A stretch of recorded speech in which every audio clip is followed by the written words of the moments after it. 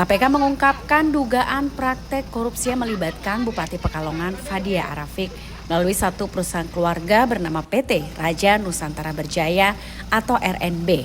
Perusahaan tersebut diduga sengaja dibentuk untuk memenangkan sejumlah proyek pengadaan barang dan jasa di lingkungan pemerintah Kabupaten Pekalongan.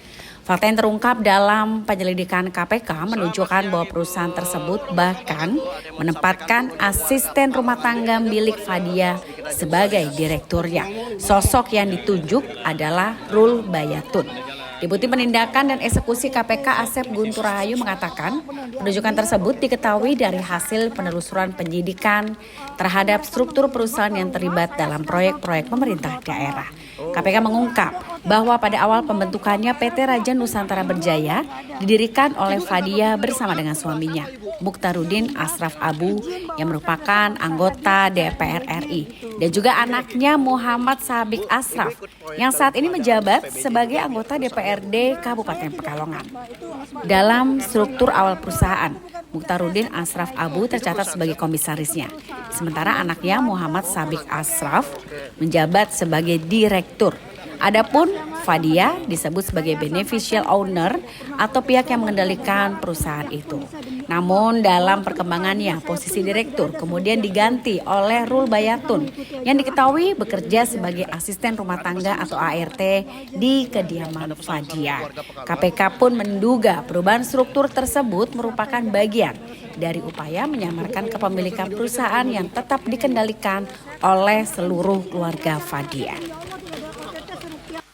Adapun konstruksinya sebagai berikut, bahwa 1 tahun setelah saudari FAR dilantik sebagai Bupati Pekalongan untuk periode 2021-2025, jadi berarti 1 tahunnya itu tahun 2022 ya.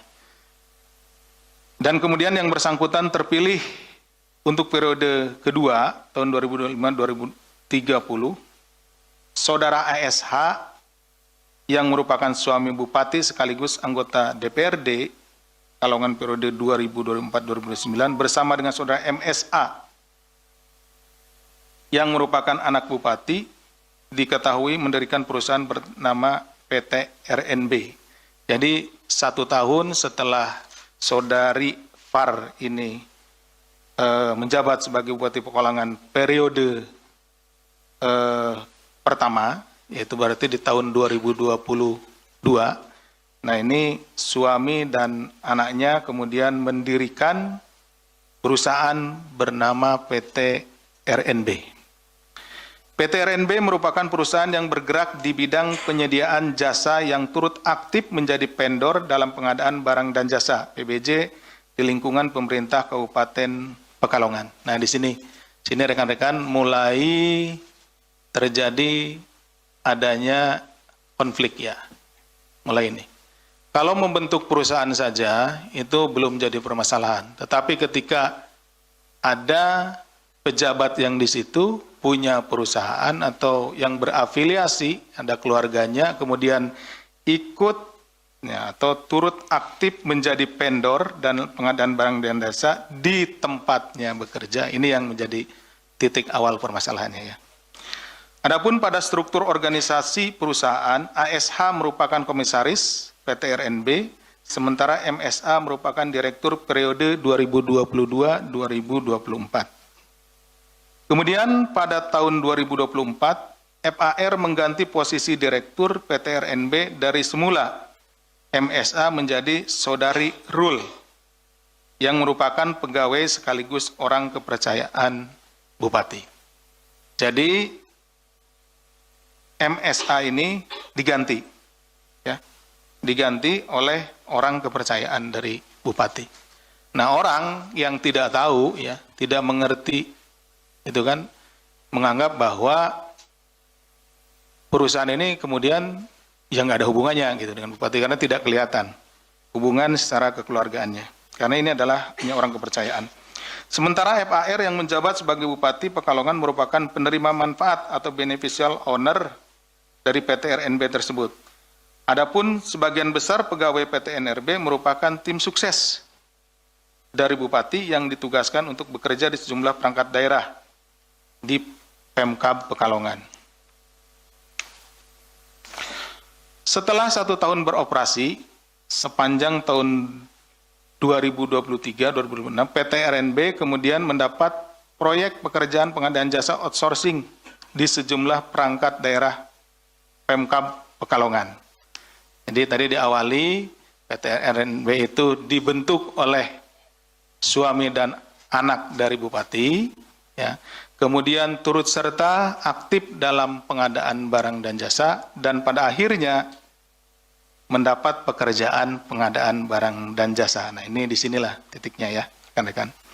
Pada periode tersebut, FAR melalui MSA dan orang kepercayaannya diduga melakukan intervensi kepada para kepala dinas agar memenangkan PT RNB untuk pengadaan jasa outsourcing di sejumlah dinas, kecamatan, hingga rumah sakit umum daerah di Kabupaten Pekalongan. Nah, sini titik dari adanya konflik of interest. Kenapa? Bupati punya kewenangan di situ terhadap daerahnya gitu ya, daerah Pekalongan di situ. Nah, tentu ada perusahaannya di situ juga gitu. Jadi ada 3 hal sebetulnya ya. Pertama adalah lokusnya, tempatnya. Kedua adalah waktunya. Ketiga adalah kewenangan. Ini 3-tiganya bertumpu pada satu keadaan yang pas gitu.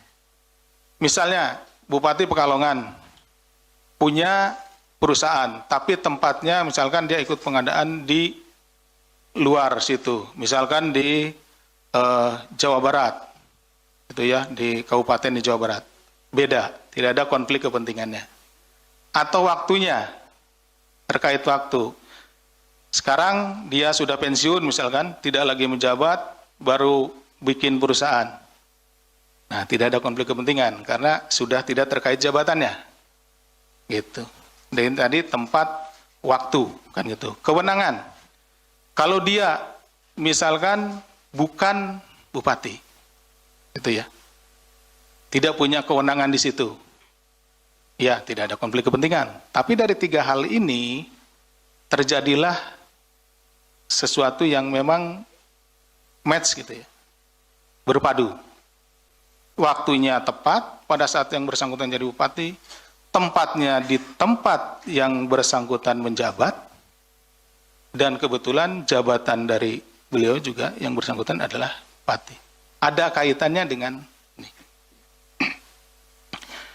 Meskipun ada perusahaan lain yang mengajukan penawaran lebih rendah, nah ini kemudian terjadinya implikasinya.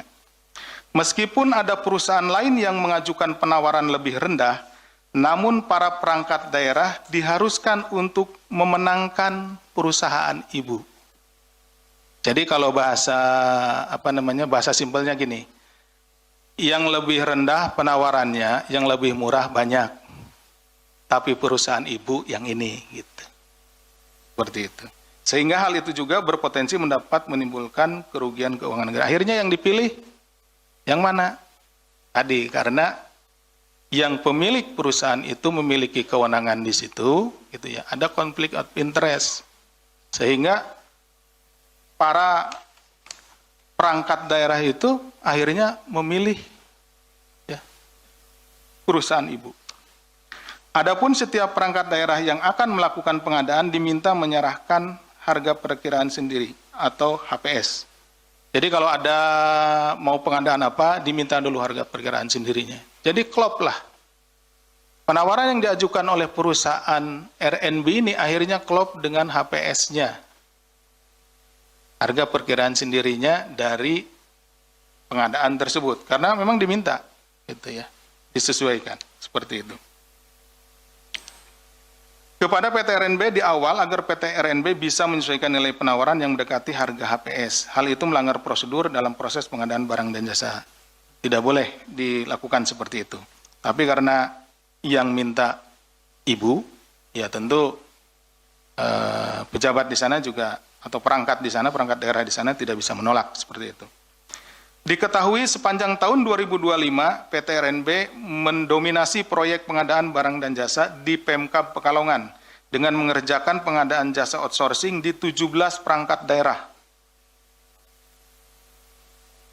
Dari sekian perangkat daerah ini 17-nya itu ya di Dinas Kesehatan dan lain-lain, dan kemudian di 3 RSUD dan 1 kecamatan. Jadi kalau dijumlah ada 21 tempat, 7 perangkat daerah, 3 RSUD dan 1 kecamatan. Itu ya. Kemudian sepanjang tahun 2023-2026 terdapat transaksi masuk ke PT RNB senilai 46 miliar yang bersumber dari kontrak antara PT RNB dengan perangkat daerah di Pemkab Pekalongan. Kemudian dari uang tersebut yang digunakan untuk pembayaran gaji pegawai outsourcing hanya sebesar 22 miliar. Berarti ada lebihnya dikurangi sekitar 24 miliar.